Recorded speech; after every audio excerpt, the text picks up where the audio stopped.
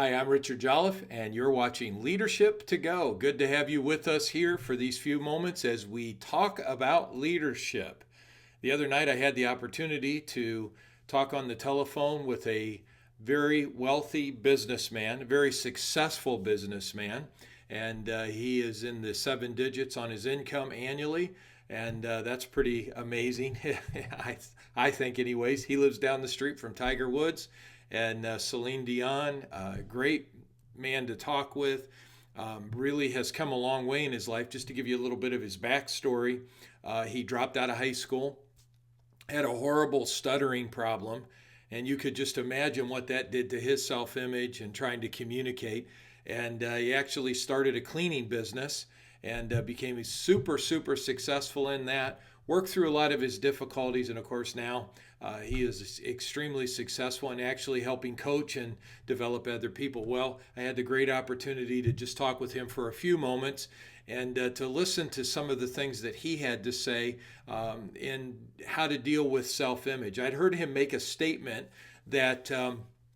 In your life that you can never outperform your self-image, that you always revert back to how you see yourself. So no matter how well you're doing, if you don't deal with that self-image and those issues, what will happen is you always revert back to where you were. You'll fall back to your old patterns. And so I wanted to know more about that.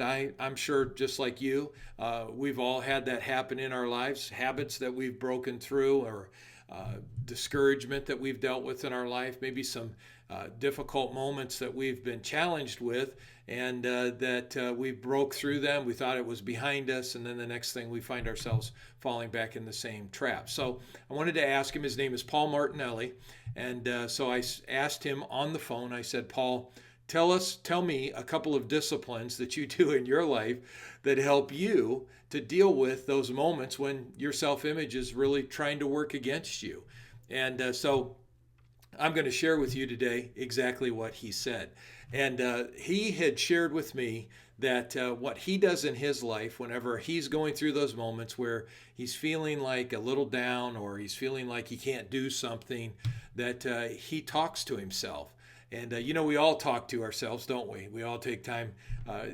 We may not even know that we're doing it. Some people do it right out loud. I have some people that work with me on staff that I've actually walked in the room and they were talking, and I thought they were talking to me. They're talking to themselves. And so we all self-talk. That's part of our lives. It's part of our nature. There's communication constantly going on in our head or out of our heart with ourselves. So what he said he does is that in those moments when he's really feeling down, or he's feeling like he can't do something, he begins to talk. He just goes away for a few moments and talks to himself. And he asks himself the question, Paul, why can't you do this? And he says, if others can do it, why can't you do it? And deals with the issue. And then he comes back and says, Paul, you can do this. And so you need to do this.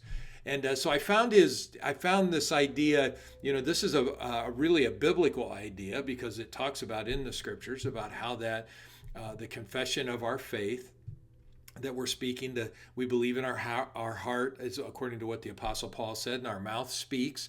So this is a biblical pattern. I mean, this is not something that's new, and I'm sure you've probably heard of other people talk about self-talk or how to do that. How to keep speaking to yourself and say positive affirmations, but this really does work, and it just depends on what you're saying over yourself. And so the way that we move that self-image from this level of I can't do it to I can do it is by self-talk, by talking to ourselves. Second thing that he said is that he always makes sure in his life that he does not allow negative people into his life. And he does not have friends or associates or people close to him that are speaking ill towards him, that are speaking down to him, or that do not believe in him and what he's trying to do. And I think that's really important. We've got to be careful what we hear.